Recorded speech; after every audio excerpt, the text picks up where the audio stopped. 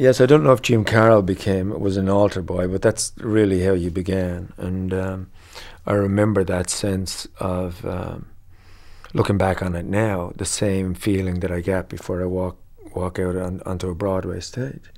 The fear and the compulsion to do it, and yet at the same time,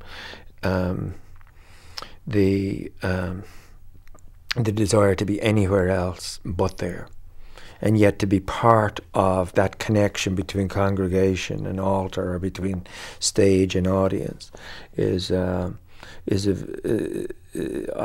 can't describe that feeling. When I walked on and held the missal for the first time for the priest, and held up his vestments and rang the bell and watched him eat the host. That was another thing. Somebody said to me, God is everywhere. And I said, well, why do they have to have him locked up in the tabernacle then? And open and let him out every so often for Mass? And again, I used to imagine this little house in there, and he'd be sitting on a little bench waiting to come out for Mass. Catholicism inspired that kind of imagination in people, at least in me anyway. You couldn't drop the missal. For example, in the old-fashioned Latin Mass, you had to move the missal from one side of the altar to the other in a black soutane, which is a version of a long skirt.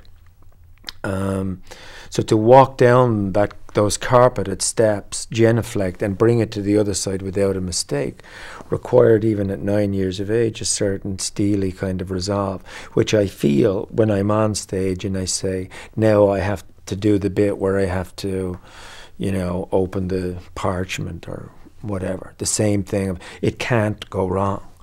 Nothing can happen here, because I cannot break that fourth wall between the audience's suspension of disbelief in the theatre and the congregation's suspension of disbelief in the miracle of the thing that's happening. Because, as did happen once with a fellow altar boy, he fell from the top step to the bottom, head over heels, with the book gone this way, the stand on which it rested gone that way, his undershorts exposed ignominiously to the congregation, and he landed on his head by the altar rail.